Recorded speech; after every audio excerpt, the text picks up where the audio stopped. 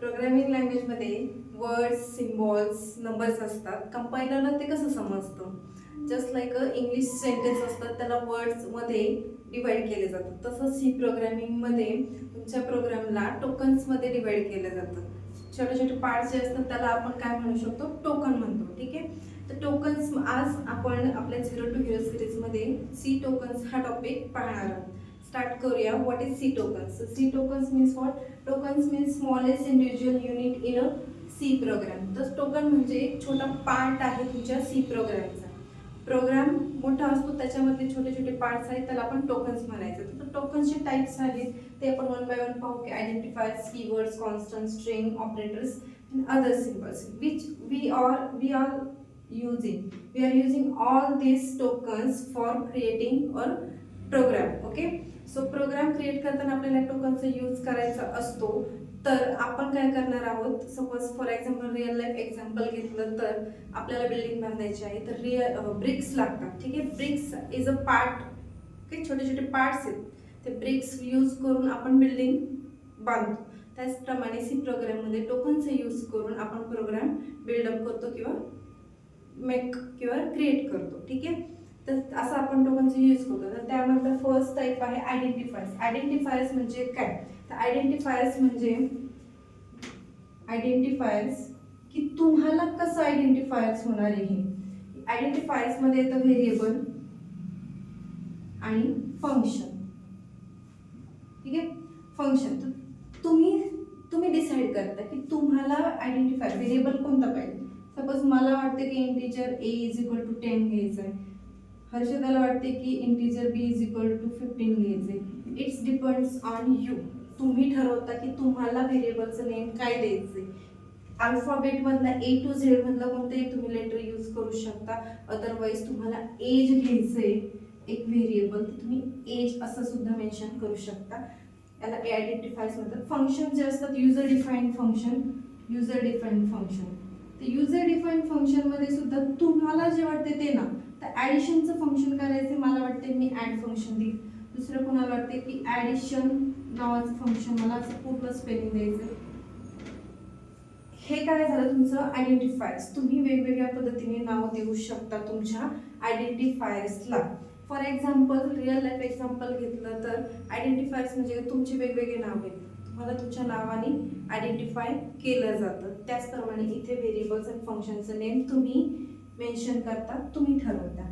त्यानंतर येतं keywords.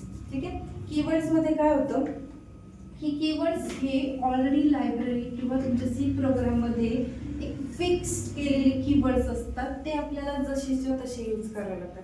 Identifiers आपल्यावर डिपेंड असतात, कीवर्ड्स हे आपल्याला जसेच्या तसे यूज करावे लागतात. सपोज इंट हा डेटा टाईप आहे तुमचा, तो तुम्हाला तसाच यूज करायचा आहे. किंवा तुमचं ब्रेक आहे, रिटर्न हे फिक्स्ड आहे. Void, we are not changing हे फिक्स कीवर्ड आहेत. असे तुमच्या सी मध्ये 32 कीवर्ड्स आहेत. ठीक आहे. ऑटो असेल, हे कीवर्ड्स आहेत. यांचा आपल्याला काय करावं लागतं, सी प्रोग्राममध्ये यूज करावं लागतं. Integer int a is equal to 10. तर इथे मी डेटा टाईप म्हणून इंटचा यूज केलेला आहे. हे झालं कीवर्ड्स. आता त्यानंतर येतो कॉन्स्टंटचा पार्ट. Constant means what? नावातच कॉन्स्टंट आहे की तुम्ही काहीतरी एक फिक्स्ड व्हॅल्यू देताय त्याला, ती चेंज नाही करू शकत आपण. कॉन्स्टंट आहे. ठीक आहे. कॉन्स्टंट आहे. तर पायची व्हॅल्यू सांगा. पायची व्हॅल्यू आपण फिक्स काय 13.40 अशी फिक्स्ड आहे पायची व्हॅल्यू, आपण चेंज नाही करू शकत आपल्या मनाने. ठीक आहे. तर अशा कॉन्स्टंट व्हॅल्यूला आपण कॉन्स्टंट म्हणणार. ही कॉन्स्टंट व्हॅल्यू आहे. त्यानंतर येतं आपलं next token string. String litres. What is string? तर स्ट्रिंग म्हणजे काय? तर set of characters. String means what? String means set of character. Okay. String म्हणजे सेट ऑफ कॅरेक्टर असते. For example my name. ठीक आहे. तर माझं नाव काय आहे? भाग्यश्री. इथे माझ्याकडे काय सेट ऑफ कॅरेक्टर आहे. वेगवेगळे कॅरेक्टर यूज करून मी माझं नाव लिहिलं, पण ही काय झाली? स्ट्रिंग झाली.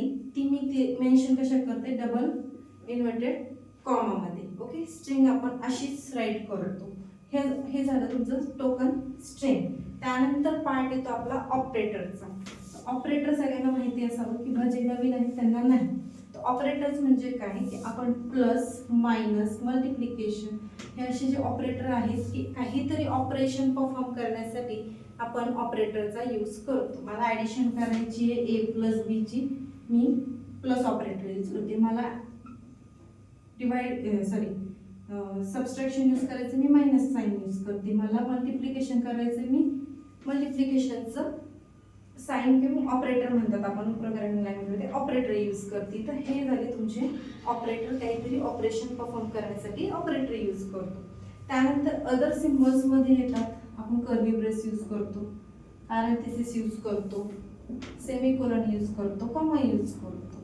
ह्या सिम्बॉलचा मिनिंग काय की तुम्ही हे सिम्बॉल यूज नाही केले तर तुमचं जे प्रोग्रामिंगचं स्ट्रक्चर आहे, आपण सी प्रोग्रामचं स्ट्रक्चर पाहिलं आहे मागच्या 2 प्रोग्राम व्हिडिओमध्ये. मेन असतो, इथे आपण स्टार्ट करतो. जर एखादं स्टेटमेंट तुम्ही राईट करताय आणि इथे हॅलो आणि याचा एंड सेमिकोलनने, हे स्ट्रक्चर आहे आणि हे सेमिकोलन नाही दिलं तर यू विल गेट एरर. तुम्हाला काय येऊ शकते, एरर. एक कर्ली ब्रेस जरी राहिला तुमचा तरी तुम्हाला एरर येणार आहे. हे झालं अदर सिम्बॉल्समध्ये.